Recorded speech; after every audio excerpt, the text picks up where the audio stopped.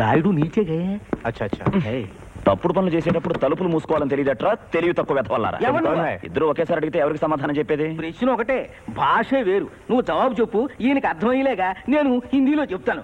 ఓహో, ఈయనకి తెలుగుని హిందీలోకి తార్చేవాడి నువ్వేనా? చిచి తార్చేవాడిని కాదు, మార్చేవాడిని. ఎంతకీ నువ్వెవరు బాబు? ఇప్పుడు కిందకెళ్ళాడే రాయుడు, వాడు బ్రోకర్ మాత్రమే. నేనే స్వర్ణ లవర్ని. ఆ రాయుడికి అప్పగించిన పని నాకు అప్పగించుంటే, ఇదిగా ఈ దిండుండే చోటు స్వర్ణ ఉంటుంది. మా చెవులో పువ్వేం పెట్టద్దమ్మా.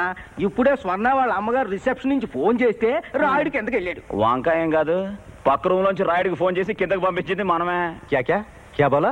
रायुडू को फोन इसने किया, नीचे कोई नहीं है.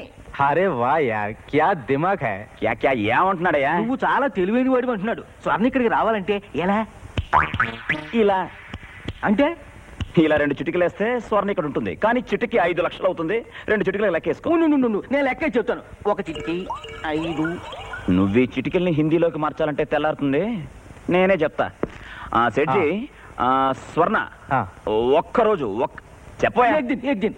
ఏక్ దిన్ 10 లక్షలు. 10 लाख. कितने दिन में आएगा? ఏమంటున్నాడయ్యా? ఎన్ని రోజుల్లో ఇక్కడికి వస్తుంది అని అడుగుతున్నాడు. ముందు అడ్వాన్స్ కొట్టించండి. अरे एडवांस ये लो, 2 लाख एडवांस. సాయంత్రం దీపాలు వేసే టైంకి స్వర్ణ వచ్చి దీపాలు ఆడుతుంది. నువ్వు మిఠాయి మల్లెపూలు ఇవన్నీ సిద్ధం చేసుకుని మంచాన్ని ముస్తాబు చేసుకో. వాడు వచ్చినట్టున్నాడు. ముందెళ్ళి వాడి సంగతి చూడండి. నేను బాత్రూంలోకి వెళ్ళి డబ్బు లెక్క పెట్టుకుంటా. మంచి నోట్లో దొంగ నోట్లో తెలుసుకోవాలి కదా.